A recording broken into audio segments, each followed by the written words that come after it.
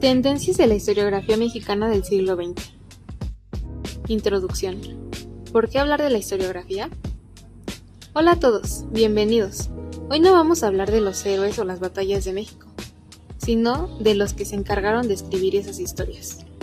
Sí, porque detrás de cada libro de historia hay un autor con una mirada particular, con un interés, con fuentes que eligió usar y con otras que decidió callar. Y eso es lo que hace a la historiografía tan apasionante. Es como ver el mismo personaje con diferentes lentes. Lo que vamos a descubrir hoy es cómo se construyó la historiografía mexicana en el siglo XX y por qué es tan importante leerla críticamente. ¿Qué es la historiografía? Antes de entrar en los autores, necesitamos una definición sencilla. Historiografía no es solo la historia, es el estudio de cómo se escribe la historia. Exacto.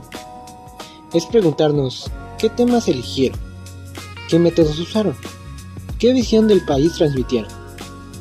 Si la historia es el reto del pasado, la historiografía es el detrás de cámaras de ese relato. Y en México, ese detrás de cámaras refleja luchas ideológicas, proyectos de nación y hasta disputas religiosas.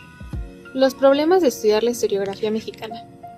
El primer gran problema es que la historiografía mexicana no es uniforme. Tenemos positivistas, nacionalistas, católicos, marxistas, un mosaico enorme. Y cada corriente interpretaba el mismo hecho de manera distinta. Para unos la revolución fue un caos, para otros fue la gran promesa de justicia social. Además, la historiografía cambia con el contexto. No se escribe igual en pleno porfiriato que después de la revolución o en la Guerra Fría. Por eso estudiar historiografía es como armar un rompecabezas con piezas que nunca encajan del todo. García Cubas y la visión positivista. Arranquemos con Antonio García Cubas, un autor del siglo XIX que todavía marcó la influencia en el siglo XX. Él veía la historia desde la geografía y los números, mapas, censos, estadísticas. Todo debía medirse y ordenarse. Su visión era la del positivismo, creer que el progreso se podía planear con datos duros. Pero claro, eso dejaba fuera a las experiencias humanas, a la diversidad cultural. En su esquema, México debía presentarse como un país ordenado y moderno. Ricardo García Granados, el nacionalismo liberal. Luego tenemos a Ricardo García Granados, quien aportó una visión distinta, la liberal y nacionalista. Él quería mostrar la grandeza de México como nación independiente, con héroes que construyeron la patria. Su obra servía para legitimar un proyecto de identidad nacional. Era como decir, este es el pasado que nos une, el que debemos recordar para sentirnos orgullosos. Mariano Cuevas, la historia católica. Después de aparecer Mariano Cuevas, jesuita, que representa una mirada muy conservadora. Para Cuevas, la historia de México no podía entenderse sin iglesia. Defendía la colonia como un tiempo de orden y espiritualidad. Y criticaba la revolución, porque veía en ella un quiebre del orden religioso y social. Su historiografía era casi una apología, la iglesia como protagonista, el liberalismo como enemigo.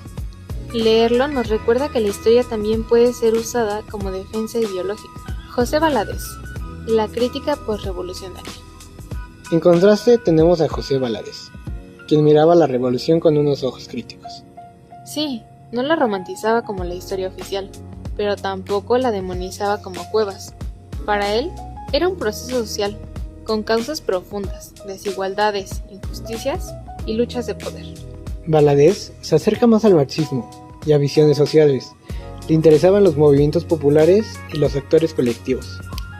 Con él, la historiografía empieza a dar voz a quienes no habían tenido espacios: campesinos, obreros, marginados. Fuentes, brújulas del pasado. Aquí entra un punto clave: las fuentes. Cada historiador eligió distintos materiales para construir su relato. García Cubas, mapas y censos. García Granados, documentos legales y políticos. Cuevas, archivos eclesiásticos. Valadez, crónicas políticas y testimonios sociales.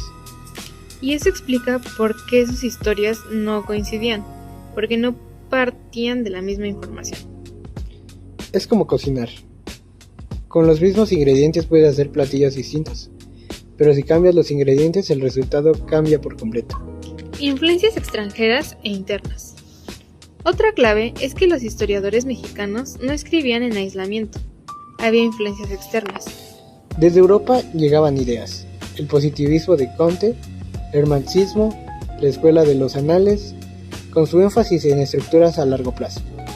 Y al mismo tiempo, factores internos como la Revolución Mexicana, la Guerra Cristera o la consolidación del Estado postrevolucionario modelaban los relatos. Entonces, la historiografía mexicana es un híbrido. Recibe ideas de fuera, pero las adapta a las batallas ideológicas de aquí. El problema de la temporalidad. Otro debate, ¿cómo narrar el tiempo histórico? ¿Por fechas exactas o por procesos?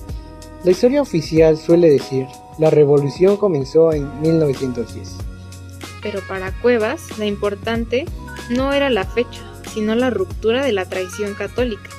Para Valadez, en cambio, la revolución no fue un evento puntual, sino un proceso social de décadas. Entonces, periodizar no es neutro, implica decidir qué es importante y qué no. Historia y memoria. También está la diferencia entre historia y memoria.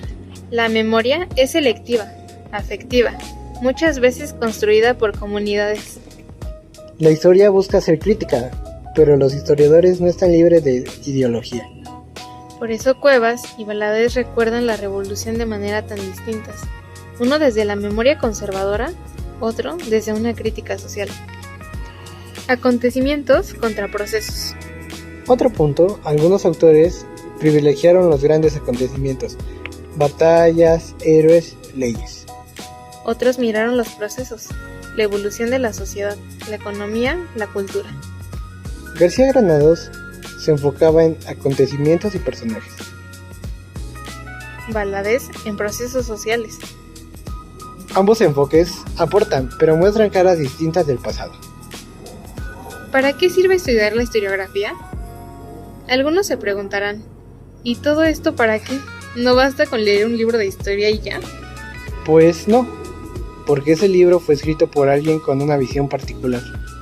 Estudiar historiografía nos ayuda a leer críticamente, a no tragarnos todo como verdad absoluta.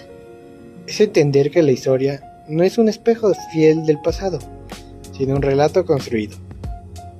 En nuestra reflexión final, hemos visto que la historia de México no se cuenta como una sola manera.